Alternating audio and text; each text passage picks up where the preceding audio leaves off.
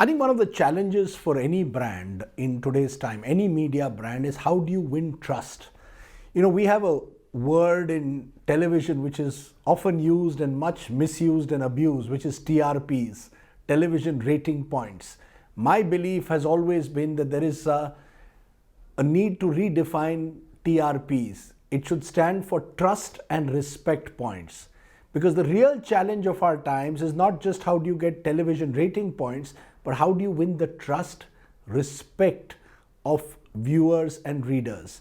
And I think sometimes we tend to confuse the notion of trust with popularity. You can be popular, that doesn't necessarily mean you are trustworthy.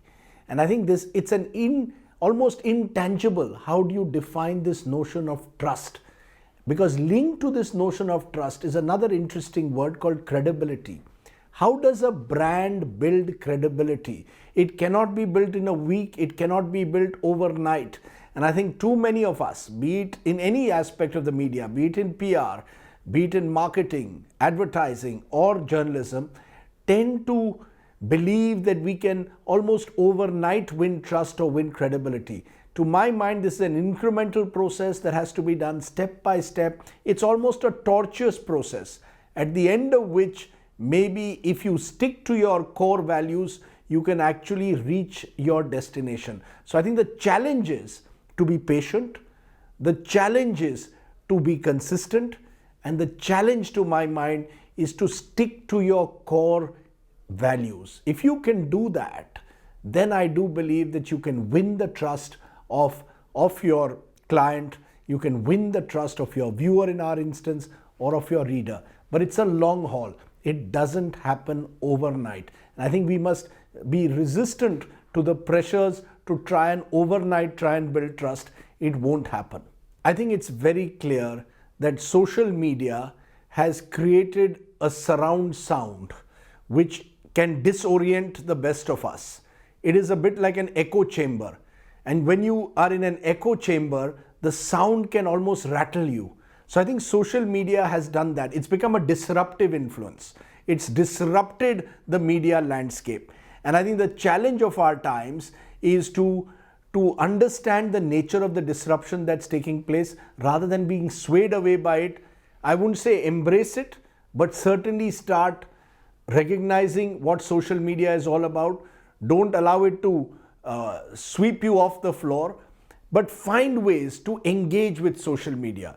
I believe today we are in a multimedia world in the truest sense of the word, what I call media 360. And platforms no longer matter. What matters is content, the quality of your content. Even in the PR industry, the quality of the message that you're sending out, to my mind, is critical. It's not enough for you to jazz up the message. What is key is, does your message have an intrinsic value to it? And that is something where I believe you can use all these platforms, including social media, to send out a powerful message that people will soon, over time, begin to trust and begin to feel that this is a message which is worth it. I think what they don't teach you in media schools is ethics. And ethics is something which, ultimately is, again, core to any business. You cannot take shortcuts when it comes to ethics. Ethics cannot be compromised upon. And my belief is ethics is linked to a critical word, which is conscience. I believe brands that have a conscience, brands that have core ethical values sustain and last much longer than brands which try to take shortcuts and compromise on ethics. To my mind, it's that value of ethical behavior which determines the average brand from a great brand, which really tells the real story. In the case of journalism, I think the core value has to be to stick to facts above all else, to be honest to facts. In the PR world, it has to be, again, in my view, to stick to your core message. To my mind, the core of journalism should always be in the center. The ability to be able to appreciate that there could be two sides to a story, that stories are not always black and white. that there is a color called gray also that exists. And the more complex stories are often found in shades of gray. And the challenge for journalism is to locate the complexity of a story. It's very easy to be caught in these polarities. The challenge, as I keep repeating, is to somewhere or the other have a dialogue. I think journalism should be able to stick to facts, and the opinion should be dialogue based. The opinion should not be forced down someone's throat. The opinion should respect the viewer, should respect the reader. Opinions are free. Facts are sacred. We tend to mix facts and opinion almost all the time now in journalism. And that's what's caused this credibility crisis. I think the larger credibility crisis is because the lines have got blurred between fact and opinion, whether it's on television and in some instances even in print. So respect the difference that exists between facts and opinion. Number two, I believe that we must be ready to really look at journalism as something which is beyond television rating points or box office. This is not about popularity contests. This is about, in my view, about having a basic intrinsic respect for information and for knowledge. That's, to my mind, the way in which journalism should move. And thirdly, in my view, journalism must retain a strong ethical core. Journalism cannot be about manipulation. It cannot be about manipulating information or falsifying facts.